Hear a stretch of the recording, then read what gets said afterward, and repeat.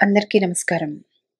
ఈరోజు 'అమ్మ వీలునామా' రచన వారణాసి భానుమూర్తి గారు. ఇక వీలునామాలోకి వెళ్దామా? అన్నపూర్ణమ్మ గారి వయసు 75 సంవత్సరాలు. పెద్ద కొడుకు రాంప్రసాద్ ముంబైలో ఏదో పెద్ద ఉద్యోగంలో ఉన్నాడు. చిన్న కొడుకు కృష్ణప్రసాద్ హైదరాబాదులో ఉన్నాడు. అన్నపూర్ణమ్మ భర్త చనిపోయాక కొడుకుల దగ్గర ఉండవలసిన పరిస్థితి. ఆమెకు తన పెద్ద కొడుకు దగ్గర బొంబాయికి పోయి ఉండడం ససేమిరా ఇష్టం ఉండదు. అందుకే ఎప్పుడూ చిన్న కొడుకు దగ్గరే ఉంటుంది. అది ఏమాత్రం చిన్న కొడలకు నచ్చదు. ఈమెకు సేవ చేయలేక చస్తున్నా మీ అన్నయ్యకు చెప్పి 6 నెలలైనా అక్కడ ఉండే ఏర్పాట్లు చెయ్యండి అని భర్తను పొద్దస్తమానం దెప్పుతూనే ఉంటుంది. రామప్రసాద్ ఎట్టకేలకు అమ్మను ముంబైకి పిలుచుకుపోవడానికి హైదరాబాద్ వచ్చాడు. ట్రైన్లో ఏసీ 2 టైర్లో బుక్ చేసుకుని ఇంటికి పిలుచుకుని వెళ్లేసరికి తల ప్రాణం తోకకు వచ్చింది. అన్నపూర్ణమ్మ గారిది భారీ కాయం. వీల్ చైర్లో తప్ప నడవడానికి అవస్థలు పడుతుంది. మోకాళ్ళు నొప్పులు, బీపీ, షుగరు, అన్ని రకాల వ్యాధులు ఉన్నాయి. అన్ని మాత్రలు వేసుకుని ఆరోగ్యాన్ని ఏదో ఒకలాగా కాపాడుకుంటోంది. మొదటి వారం చాలా ఆప్యాయంగా మాట్లాడిన కోడలు 2వ వారం నుండి అసలు మాట్లాడటం మానేసింది. టైం ప్రకారం ఆహారం, మందులు మాత్రం అందించేది. అన్నపూర్ణమ్మ గారు ఎన్నో విషయాలు కోడలితో ఆప్యాయంగా మాట్లాడాలని అనుకున్నా కోడలి ముభావతను చూసి ఏమీ మాట్లాడేది కాదు. మాట్లాడే దిక్కులేక ముంబైలోని పెద్ద కొడుకు ఇంట్లో జీవితం నరకప్రాయంగా తోచేది. రాంప్రసాద్కి ఇంకా పిల్లలు కలగలేదు. అందువల్ల ఆ ఇంట్లో నిశ్శబ్దం మహాభయంకరంగా తోచేది. భక్తి ఛానలు, టీటీడీ ఛానలు చూస్తూ కూర్చునేది. తన గదిలో ఒక టీవీలో తెలుగు ఛానల్స్ అన్ని పెట్టించాడు ఆమె కొడుకు. అతనికి అమ్మతో మాట్లాడటానికి టైమే లేదు. ఎప్పుడు ఆఫీసులోనే రోజంతా గడిచిపోతుంది. తెలుగు దినపత్రికలు, వారపత్రికలు పట్టుకుని వస్తాడు. అదొక కాలక్షేపం అవుతుంది ఆవిడికి. అన్నపూర్ణమ్మ తన 2 కొడుకుల కోసం జీవితాన్ని త్యాగం చేసింది. కొడుకులని వృద్ధిలోకి తీసుకురావాలని చాలా కష్టపడింది. ఏమండి, 6 నెలలు అవుతూనే మీ అమ్మగారిని హైదరాబాద్కి పంపేయండి. ఇక్కడ నా వల్ల కాదు, నేను చూసుకోలేను. ఆ రాత్రి కోడలి పిల్ల అన్న మాటలు విని అన్నపూర్ణమ్మ మూగగా రోదించింది. ఆ రాత్రి అంతా ఆమె ఏడుస్తూనే ఉంది. కానీ తనని ఓదార్చేవారెవరు? ఆమె భర్త మరణించినప్పటి నుంచి కనీసం సానుభూతి మాటలు కూడా కరువయ్యాయి. ఆమె గోడు వినేవారు కూడా కరువయ్యారు. ఓదార్చే దిక్కు కూడా లేదు. 6 నెలలకే వారికి ఆమె బరువైపోయింది. అక్కడ చిన్న కోడలు కూడా అలాగే సతాయిస్తూ ఉంటుంది. ఇంత బతుకు బతికి ఇలా ఎవరికీ కానట్లు, సొంత మనుషులైన పరాయి వాళ్ల దగ్గర బ్రతుకుతున్నట్లు ఆలోచిస్తూ ఈ క్షణాన్ని చనిపోవాలనిపించేది అన్నపూర్ణమ్మకు. వారు తనని ఒక పరాయి వ్యక్తిలాగా చూస్తున్నారు. మనిషిలో ప్రేమ, అనుబంధాలు లోపించినాడు ఎదుటివారిని ప్రేమించలేరు. స్వార్థం ముందు ఎటువంటి అనుబంధాలైనా ముక్కలైపోతాయి. అన్నపూర్ణమ్మ గారు ఆశించేది ఒక చక్కని ప్రేమపూర్వకమైన పలకరింపు. అది కూడా మృగ్యమైపోతున్న నేటి రోజుల్లో మిగిలేది ఏమిటి? తల్లిదండ్రులను చూసుకోవడం కూడా వంతులు వేసుకుని వారితో మంచి మాట కూడా నోరారా పలకని దౌర్భాగ్య స్థితిలో ఈ సమాజం ఉందంటే దానికి కారణం ఎవరు? నైతిక విలువలు లేని ఈ సమాజాన్ని ఎవరు తయారు చేస్తున్నారు? తల్లిదండ్రులు సంపాదించిన ఆస్తుల మీద హక్కులు మాట్లాడుతారు కానీ వారి ముసలితనంలో వారి బాగోగులను, బాధ్యతలను ఎందుకు సక్రమంగా నిర్వహించడం లేదు? ఆ రాత్రంతా అన్నపూర్ణమ్మకు ఇలాంటి ఆలోచనలతో నిద్ర పట్టలేదు. ఆలోచనలతో తల బరువెక్కింది. కళ్ళు ఇంకిపోయి కన్నీరు కూడా ఆగిపోయింది. ఏడవడానికి కూడా అశక్తురాలైపోయింది. 6 నెలలైన తర్వాత రాంప్రసాద్ ఫ్లైట్లో హైదరాబాద్కు టికెట్ బుక్ చేసుకుని తమ్ముడి ఇంట్లో అమ్మను వదిలాడు.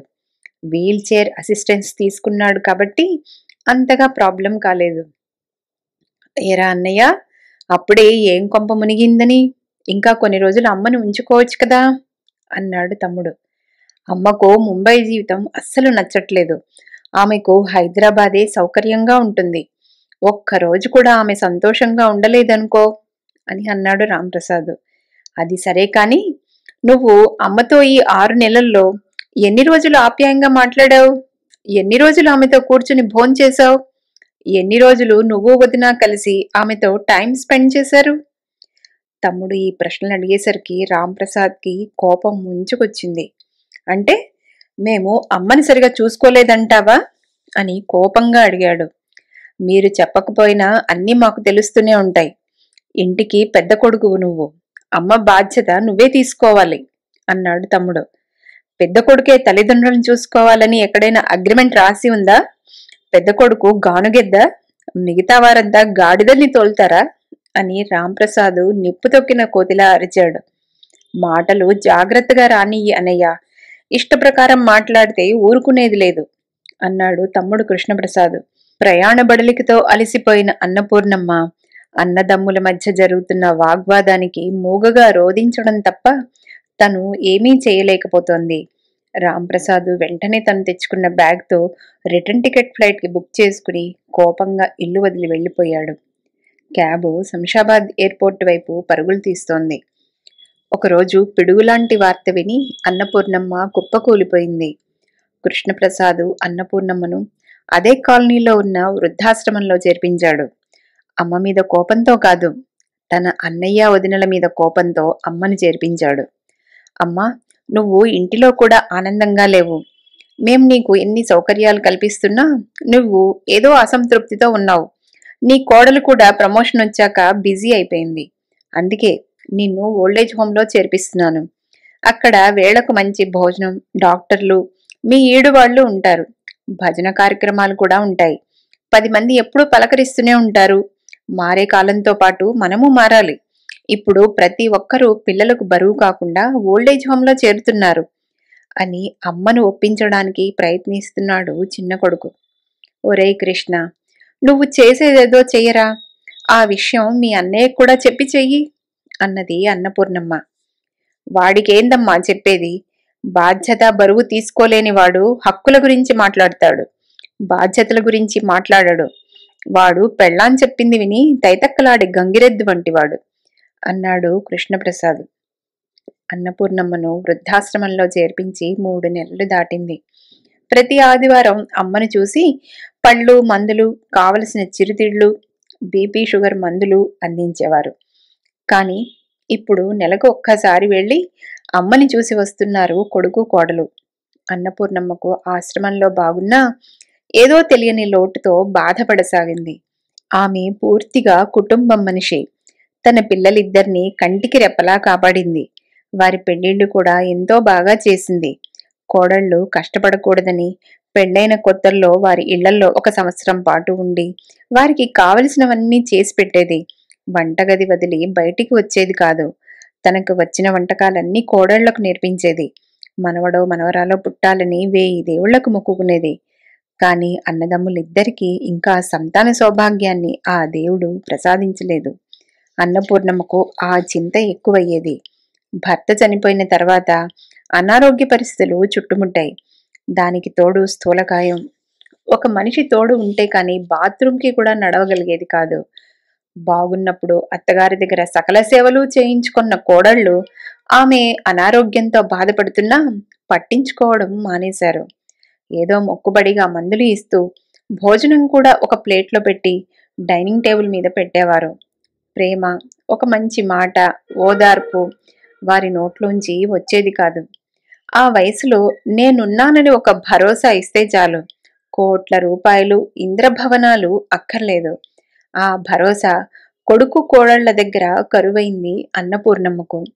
ఒక్కొక్కరిది ఒక్కొక్క వ్యధ ఆ ఆశ్రమంలో. జన్మనిచ్చిన తల్లిదండ్రుల్ని పట్టించుకోకుండా ఆ ఆశ్రమంలో వేసి చేతులు దులుపుకున్న ఆ కొడుకులు కోడళ్లకి రేపు వాళ్ళు కూడా ముసలివారైన తర్వాత అలాంటి పరిస్థితే వస్తుందని ఎందుకనుకోరు? అందరి కథలు విన్న అన్నపూర్ణమ్మ మనసు కకావికలమైపోయింది.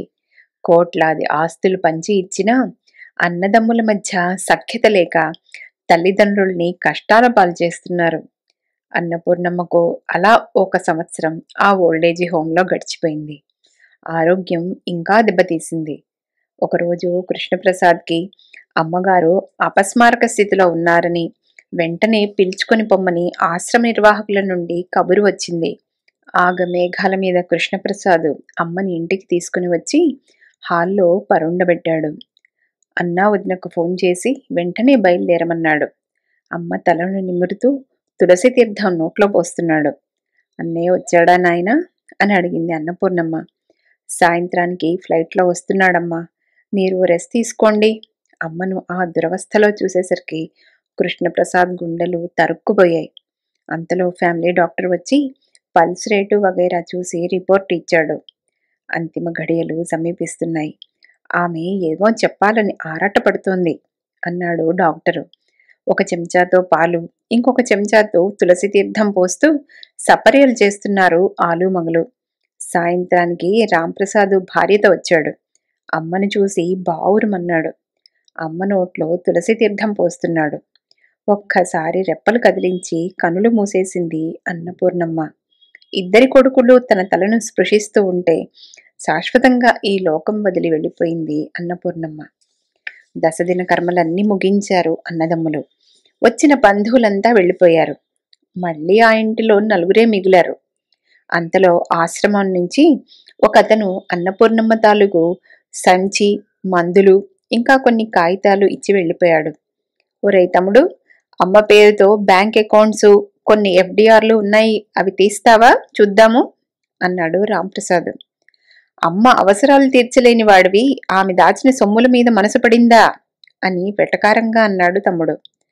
అమ్మకు ఇష్టం లేకపోయినా ఆమెను ఆశ్రమంలో చేర్చి ఆమె మనసును క్షోభపెట్టావు. ఆమెను మానసికంగా హింసించి ఆమె చావుకు కారణమయ్యావు నువ్వు. నాకేదో పెద్ద నీతులు బోధిస్తున్నావు అన్నాడు అన్నయ్య ఉక్రోషంగా.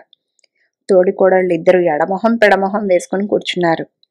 కృష్ణప్రసాద్ అమ్మ ట్రంకు పెట్టి తెరిచి 2 ఎఫ్డిఆర్ రసీదులు, ఒక 20 తులాల బంగారం ఉండటం చూశాడు. కోడళ్లకు బంగారాన్ని చూస్తూనే కళ్ళు చాటడంతయ్యాయి. ఒక్కొక్క ఎఫ్డిఆర్ 50 లక్షలుంది. తన భర్త ఉండగా అన్నపూర్ణమ్మ మీద ₹1,00,00,000 డిపాజిట్ చేశాడు. దాని మీద వచ్చే వడ్డీ అన్నపూర్ణమ్మ ఖర్చులకు సరిపోయేది. ఈ సంచిలో అత్తమ్మ ఏదో ఉత్తరం రాసి ఉంది, చదవండి అన్నది పెద్ద కోడలు. రాంప్రసాద్ ఆ ఉత్తరం తెరిచి చదివాడు. రామ, కృష్ణ, ముద్దుగా మీ పేర్లు పిలుచుకుని నేను మీ నాన్న ఎంతో ఆనందపడిపోయేవాళ్ళము. మీకేమీ రత్నాల్లాంటి కొడుకుల్ని ఇద్దరిని కన్నారు అనేవాళ్ళు మన బంధువులంతా. కానీ మీ వివాహాలు అయిన తర్వాత ఈ అమ్మ మీకు భారం అయిపోయింది.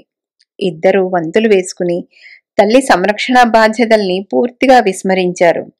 వయసు ఉడిగిన తల్లిదండ్రులను కొడుకు కోడళ్లు తప్ప ఇంకెవరు చూసుకుంటారు? నాకు రోజురోజుకు అభద్రతా భావం పెరిగిపోయింది. మన స్వంత ఇంటిలోనే నన్ను పరాయిదానిగా మీరు చూడడం నేను జీర్ణించుకోలేకపోయాను. మీరు తల్లిని చూసుకోవడం ఒక బరువుగా భావించారు, కానీ అది మీ బాధ్యత, కర్తవ్యం అనుకోలేదు.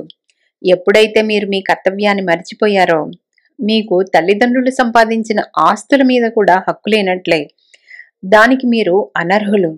కాబట్టి ఈ ₹1,00,00,000 నేను ఉంటున్న ఈ ఆశ్రమానికి విరాళంగా ఇచ్చేస్తున్నాను. ఇదే నా వీలునామా అనుకోండి. అలాగే మా పుట్టింటి వారు నాకిచ్చిన ఈ బంగారు ఆభరణాలు కూడా అమ్మి మన సైనిక నిధికి అందజేయండి. దేశసేవ చేస్తూ అసువులు బాసి వీరమరణం చెందిన సైనికుల మాతృమూర్తులకు, వితంతువులకు నా నిధిగా ఈ ఆభరణాలను విరాళంగా ఇచ్చేయండి. అలాగే నా బ్యాంక్ అకౌంట్లో ఉన్న 4 లక్షలు నా దశదిన కార్యక్రమాలకు ఖర్చు పెట్టండి. ఇట్లు మీ అమ్మ అని ఆ తెల్ల కాగితంలో సుదీర్ఘమైన ఉత్తరాన్ని చదివి అన్నదమ్ముల మొహంలో నెత్తురు చుక్క లేక పాలిపోయాయి. కోడళ్ళు ఇద్దరు అత్తగారి సంచిని నేలకేసి కొట్టి రుసరుసమని వెళ్ళిపోయారు. చేసేదేమీ లేక అన్నదమ్ములిద్దరూ అమ్మ వీలునామా ప్రకారం వృద్ధాశ్రమానికి ₹1,00,00,000 విరాళం ఇచ్చారు. బంగారు ఆభరణాలన్నీ జాతీయ సైనిక నిధికి అందజేశారు. అదండి అమ్మ వీలునామా.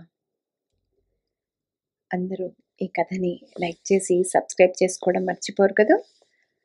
అలాగే మీకు నచ్చితే మరో నలుగురికి షేర్ చేసి ఛానల్ని సపోర్ట్ చేయండి. అందరికీ ధన్యవాదాలు. రేపు మరో మంచి కథతో